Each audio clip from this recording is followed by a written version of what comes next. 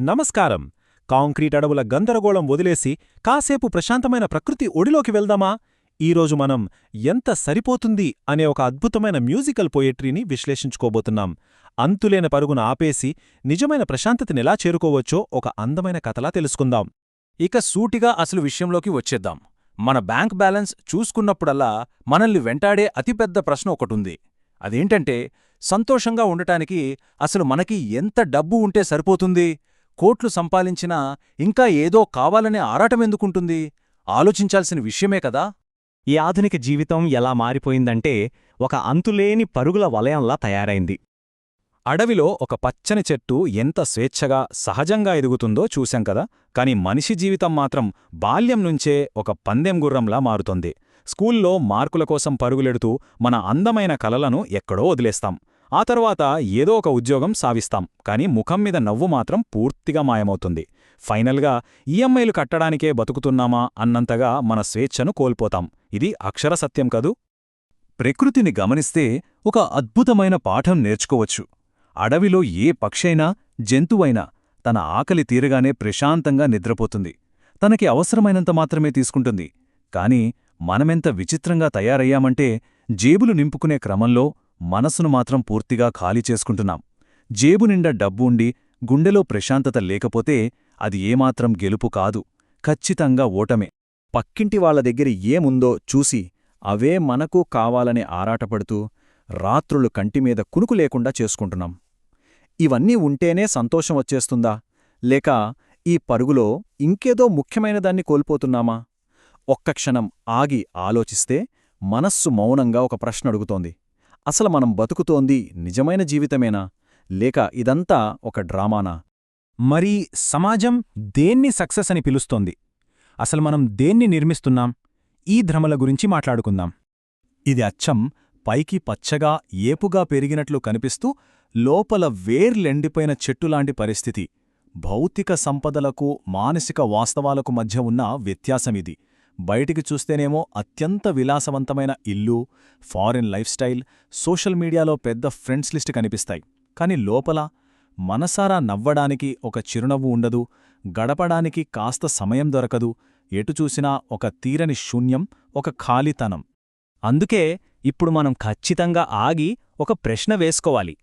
ఇలా బయటకు కనిపించే సంపదలన్నీ పోగేసుకోవడమే నిజమైన విజయమా, లేక ఇదొక స్టైలిష్ లోన్లీనెస్సా?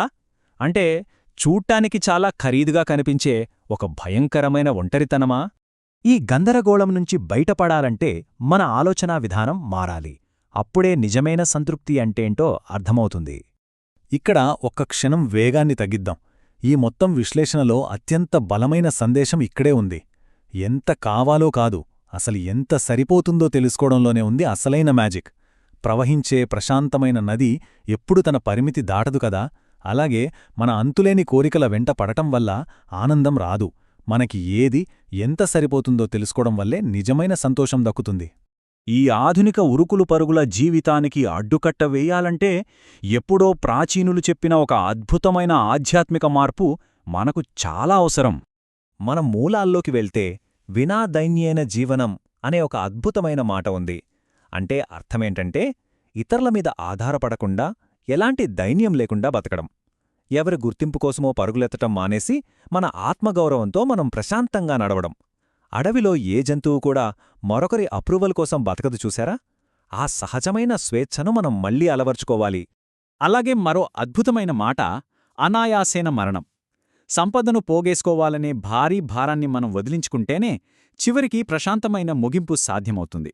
ఎందుకంటే ఈ భూమి మీద నుంచి వెళ్లేటప్పుడు ఎవ్వరూ బంగారం, ఆస్తులు, బ్యాంక్ బ్యాలెన్స్ మూటగట్టుకుని వెళ్లలేరు కదా. చిట్టచివనికి మనతో నిలిచేది మనం సంపాదించుకున్న శాంతి, సంతోషం మాత్రమే.